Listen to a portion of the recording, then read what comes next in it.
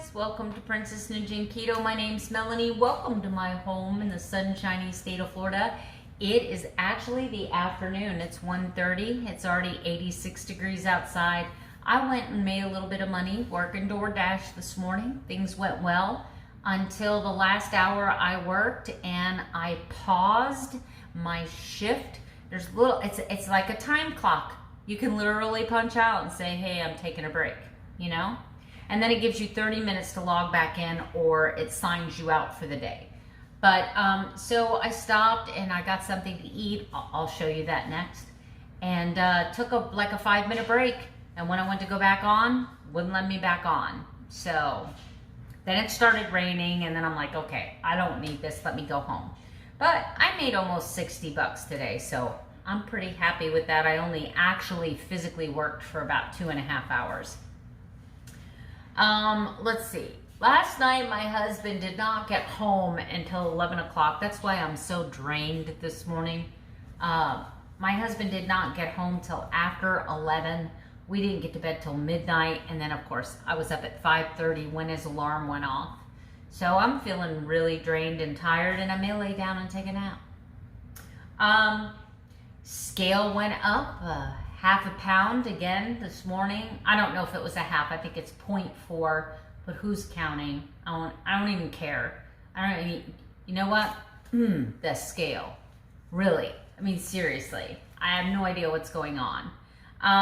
But it doesn't matter. I know I'm doing everything right. I know I'm not overeating my calories. I know I'm eating everything.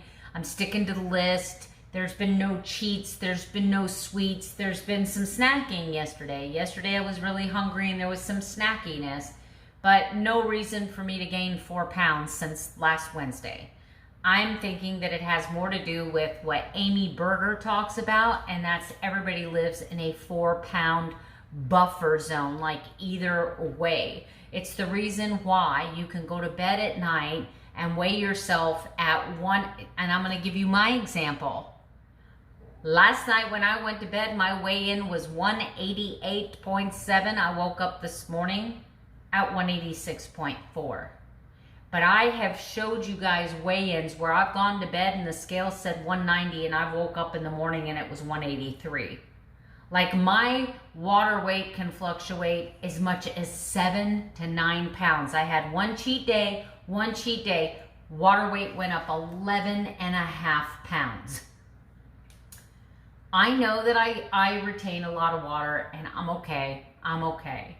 But it is frustrating when you're being strict and you're playing by the rules. It does get frustrating sometimes when you step on the scale, because my instinct is, okay, what did I do wrong?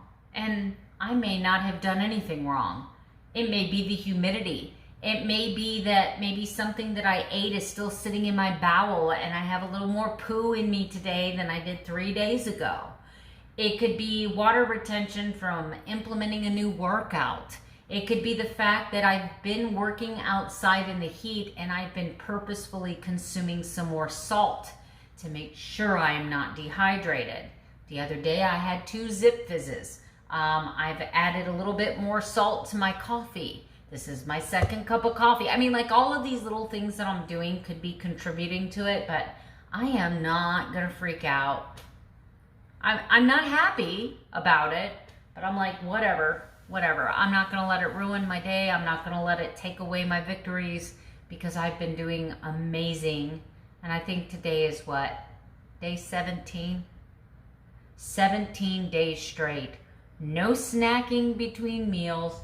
No treats, no desserts, no sweets, strict, sticking to page 4, not wavering, right? Plus I've added a new workout routine and I've been doing a lot of yard work. I know that there's no reason that I should be gaining weight, but why shouldn't I? How do I know that there's not some metabolic process, some hormone thing going on in me? What if it's just residual stress from last week? What if it's all of the heat that I've been exposed to? I mean, like, for me to sit there every day and weigh myself and be like, oh, I didn't go down, that means I've done something wrong. I've ate some. That's keto crazy. I'm not going back to that. Not going back. I like it here. I like it here. So I don't have much for you guys, and I'm feeling super tired. So I think I'm gonna go lay down, take a nap. But coming up next, you're gonna see something exciting from my hometown. I know. And you're gonna see everything I eat, of course. And then I'll come back a little later when I have been rested and I change my attitude. I'll see you guys in the next segment. All right, guys, I've been out dashing for a few hours now. I'm doing pretty good today. I'm already at the $60 mark, but I'm hungry. It is now 10:09 and 85 degrees, and this is my first meal of the day. All right, guys, I found one of these posters. For those of you that have been following me for a long time, you'll know that I went on a casting call for this movie here.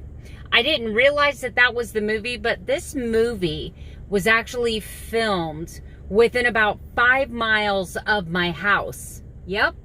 So do you see that sign down there, that billboard that says eternity in hell is a long time? Well, that's a sign that's like 7 miles from my house. It's a big billboard from the Church of Nazarene. And a lot of this was actually filmed at a liquor store that is just 2 miles from my house. So pretty exciting. Anyway, it's called Feral State, and that is the movie that was filmed right near my house.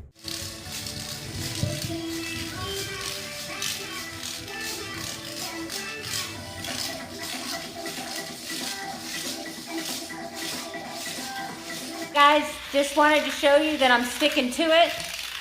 30 days, 30 minutes, smaller waist. That's the goal. That's the goal. All right, guys, this is my dinner. It actually was my husband's dinner last night. I made a salad. There is about 2-3 tablespoons of shredded mixed cheeses. I made myself a dressing. It looks like a lot, but it's super thin with these 3 ingredients. Just mayonnaise, apple cider vinegar, and a few drops of the stevia clear. It makes like a coleslaw style dressing. I added some olives and pickled eggs, and that'll be my dinner. Oh my gosh, guys, I know it's hard to see, but we technically have a double rainbow here. Let me see if I can zoom in. You can kind of see the second one here, but look at this brilliant first one. And it's a full rainbow all the way across the house. So amazing. So amazing. All right, guys, we've had one bad storm. You see the puddles in the back. And Carmi is trying to get her energy out before the next storm comes. Normally I take them out for a walk, but that storm just passed us and we got another one coming in about 30 minutes. So I don't want to get that far away from the house. All right, guys, so right over here, I'm like dead center in the middle of all that. So the rainbow that you saw is the storm that just passed, and I can already hear it rumbling again. So it won't be long and we'll have another storm right on top of us. Unfortunately, that means that I don't get to walk the dogs, but I let them out back. They had enough time to run. I'll have to take them out. Yeah, it's already thundering again. I'll have to take them out one more time tonight. So I've been working and I'm keeping it secret. Over there on the table, I have been working on a craft project. First of all, I've never worked with this medium before. I've never done this particular craft before. So we don't know if I'm going to be any good at it. There's a big learning curve with this particular medium. But when my husband and I were talking about possible businesses for myself, I started thinking about all of the things that I've done and where I find the most joy and energy and excitement. And if the business fails, what is a very minimal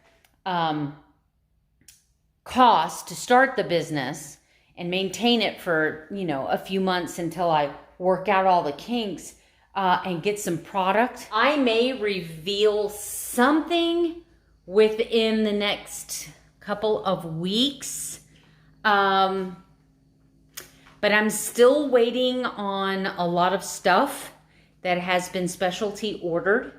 And so I won't really have everything here. I can tell you that tonight I experimented with one small project, and I won't know for 48 hours because there's several processes in making this project. It's not just kind of a sit down, make it, and walk away. It's one of those things where it takes a few days to complete some of the projects. Anyway, so I'm kind of excited. I've got something new to focus on. If it doesn't work out, it's not a huge, I think I have $250 invested. That, and I just don't think that there's all kinds of things that I want to do in life that I don't know if I'm going to be good at, but I'm not going to let not knowing if I'm going to be good at it stop me from trying. When I started this YouTube, I literally had family members ask me, who would want to watch you on TV? I literally was made fun of by coworkers. I had somebody say something about, I'm going to fail miserably because nobody cares. I've had people tell me I'm too old, I'm too fat, I don't really have anything going for me. So like if I was a young, pretty girl, they might want to watch me on YouTube. And here I am at 3,000 subscribers, almost 3,000. I could have more, but in order to have more, I'd have to get more into marketing, and I don't want to do that. So I built a Poshmark closet, an eBay store, and in 6 short months, I made $7,000. So all of these things throughout my life, I'm like, you know what? I want to try it. I'm going to try it. I told my husband I want to learn how to play an instrument. He looked at me like I was a crazy person, but then he went out and bought me that Fender ukulele, and here I am. Like literally 4 months, 5 months later, singing and playing the ukulele. And who knew that I would actually play? My husband plays guitar, and he said that I'm picking up on it very quick. He said it took him a full year of playing to learn how to play and sing at the same time. So anyway, I mean, who knew? Who knew that? And you don't know. And that's the thing. You don't know until you try. That's why you see so much excitement with me every time I find a new keto plan. You get all this excitement because I'm like, ooh, maybe this will work. Maybe I'll like this better. Maybe this will taste better. Maybe, you constantly see me trying different things. And I've got to say that that's the one compliment I can give myself. There are a lot of people my age that get stuck in place. They are on the perpetual hamster wheel of life. They are within their comfort zone. This is what they know. This is what they've perfected in 50, 60, 70 years. This is where they're staying. They're afraid to venture out. They're afraid to fail. And I've never been afraid to fail. I've never been afraid to fail. I am always, and the thing is I always try this stuff publicly. Like, hey guys, guess what I'm going to try? I'm going to try making bracelets. And oh, look, I built this website called Be Beautiful Beyond Design, or Be Beautiful by Design. You know what I'm saying? Like, I'm not afraid. And I need to just look at everything in life that way. The good Lord willing, I have another 15, 20 years on this planet, if Jesus doesn't come back for us before then. The good Lord willing, I have another 15, 20 years on this planet, and I'm retired. Why? I've got all the time in the world to try stuff, right?